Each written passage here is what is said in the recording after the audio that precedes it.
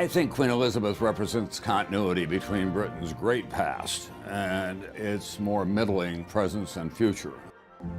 Queen Elizabeth II was born Princess Elizabeth Alexandra Mary on April 21, 1926, in London. Few expected her to assume the throne, as her father, Prince Albert, was the second son of King George V and considered a long shot for the crown himself. When she was just 9 years old, her grandfather passed away and her uncle Edward became King Edward VIII. He was forced to make a decision between the love of his life, an American woman who was twice divorced, or the throne. The earthquake that was the abdication of the Queen's uncle, Edward VIII, in December of 1936 changed her life, changed her family's lives radically. Her father became the king. She would become the queen. During World War II, Elizabeth was just 14 years old, but she was already making a public appearance to make a live radio broadcast to basically reassure the children and adults that everything was going to be okay. Queen Elizabeth and her mother and father became an enormously important symbol for the British people. They were out after the bombings every day, touring, making sure everyone was all right.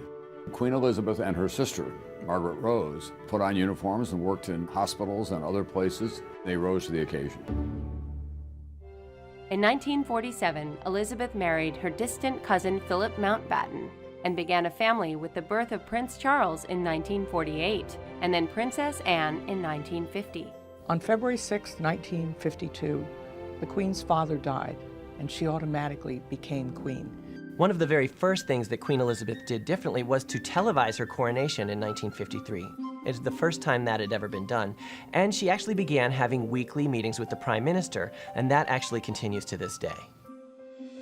In all, Queen Elizabeth II had 4 children: Prince Charles, Princess Anne, Prince Andrew, and Prince Edward. It wasn't all red carpets and roses for the Queen. Her security was very much uppermost in people's mind. In 1979, Lord Mountbatten, a relative, was murdered by an IRA bomb. In 1982, shots were fired at the Queen as she rode on horseback at the Trooping the Color. They were blanks, but nobody knew it at the time. A man broke into her bedroom and sat on her bed, smoking, with his hand bleeding.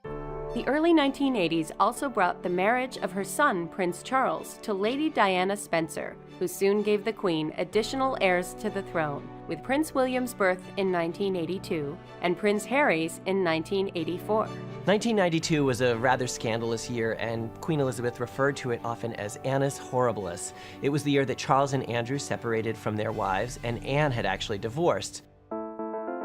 When Diana died in 1997, the Queen's image took a hit because she didn't say anything for what seemed like an unconscionably long time to the British public. In 2012, Queen Elizabeth II celebrates her Diamond Jubilee, marking 60 years of rule as Queen. Only Queen Victoria ruled for a longer period. I think the Queen will be regarded by history as a steady hand on an unsteady tiller. During her reign, the Commonwealth changed substantially, people's attitude toward the royals changed substantially, and she kept faith and kept it on a steady footing.